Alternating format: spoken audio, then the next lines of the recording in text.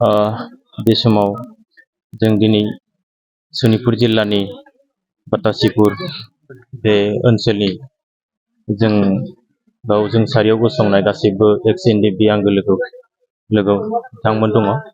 लोगोसे दिनैनि बे समाव जोङो दाख्लै 5 अक्ट' आरो दिनै 7 अक्ट' बे साननै बे अक्ट'आव जोंनि हालामनिनो जोंनि आंगो लोगो बिर जोहोलाव बिथांमोना गोलाव सम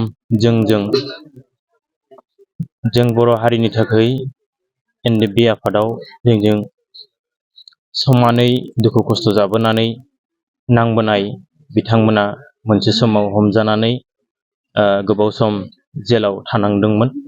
सासेयाहाय जोबथा जिउ जोबजासिम साजा होजादोंमोन आरो सासेयाहाय फासिनि अर्डारसिम फोसावजादोंमोन। दिनै बिथांमोना गोबाव सम जोबथेसालियाव थानांनानै दिनैनि दिनाव सासे नितुल दैमारि बिथाङा उदां अख्राङाव फैनो हादों आरो दाख्लै 5 अक्ट'आव बिष्णु नार्जारि बिथाङा उदां अख्राङाव सफैनो हादों।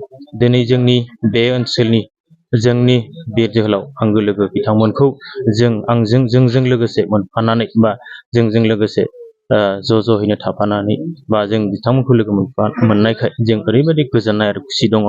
दा बेखौ जोङो बिथांमोनखौ जों बरायदों बा हालामनि रायजो राजा बिथांमोनाबो बरायदों आरो गामिनि आइ आफा रायजो राजा बिथांमोनाबो बरायना लादों।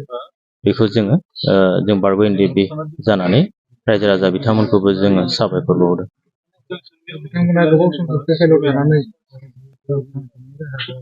बिथांमोना सर्स गैयाबायदि नंगौ, जोंहा थांनाय 2020 मायथाइनि 27 जानुवारि बे अक्ट'आव गोजोन गोरोबथा बिटिआर थामथि गोजोन गोरोबथा जानानै थांदों। बे समाव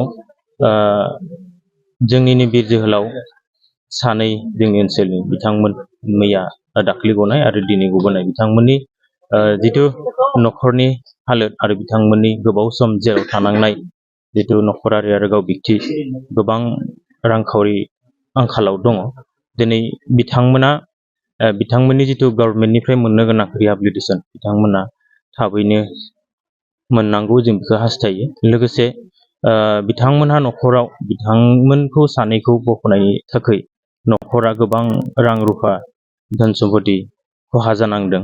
बेफोरखौ जेन सरकारा दा सोलिबाय थानाय सालायदों बिथांमोना जेन बिथांमोननि न'खरनि जिउ खुंना थांना थानाय राहा लामाफोरखौ जेन एसे अननानै माबा मोनसे राहा लामा हरनानै होयो, बेखौ जों खावलायो।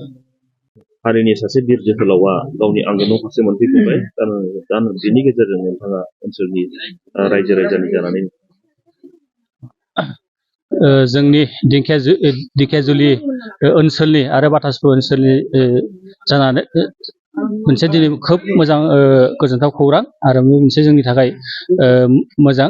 थारमाने गोबाव समनिफ्राय बर' हारिनिनो नांबोनाय मानगोनां नितुल दैमारि लोगोसे बिष्णु नार्जारि बिथांमोना एनडिएफबिनि मुङै बर' हारिनि थाखाय गोबाव सम नांबोदोंमोन आरो बिथांमोना एनआइ केसजों गोबाव समनिफ्रायनो गेलेबोबाय थादोंमोन। दा बेयो उदां जाबाय, दिनै उदां अख्राङाव मोनफैनो हाबाय। दा जोङो रायजोनि जानानै बा ओनसोलनि जानानै खोब मोनसे गोग्गानाय मोनदों जे दिनै बिथांमोना फासिनि जोबथा फासि बेलायाव मोनहैदोंमोन आरो लोगोसे थैजासिम जेल जानायाव मोनहैदोंमोन। बिथांमोनखौ जोङो जोंनि बर'नि दैदेनगिरिफोरा नांनायनि गेजेरजों आरो गोबां एनडिएफबि आफादफोरनि बा रायजो राजानि मददजों बिथांमोनखौ जों दिनै उदां खालामनो हाबाय। दा बेयाव जों रायजो हिसाबै बर' हारि हिसाबै गोग्गानाय दङ, गोजोननाय दङ। दा बेयाव जोङो खोब गोजोननाय मोनदों जे दिनै बिथांमोना जोंनि ओनसोलनि सानै थरनै अलंबार होननांगोन जोङो। बिथांमोना बर' हारिनि थाखाय गोबाव सम नांदोंमोन, गोबाव सम हाग्रायाव खस्थ' जानांदोंमोन आरो बेजों लोगोसे जेलावबो बिथांमोना खमावबो 13 बोसोरसो बिथांमोना जेलाव थानांदों।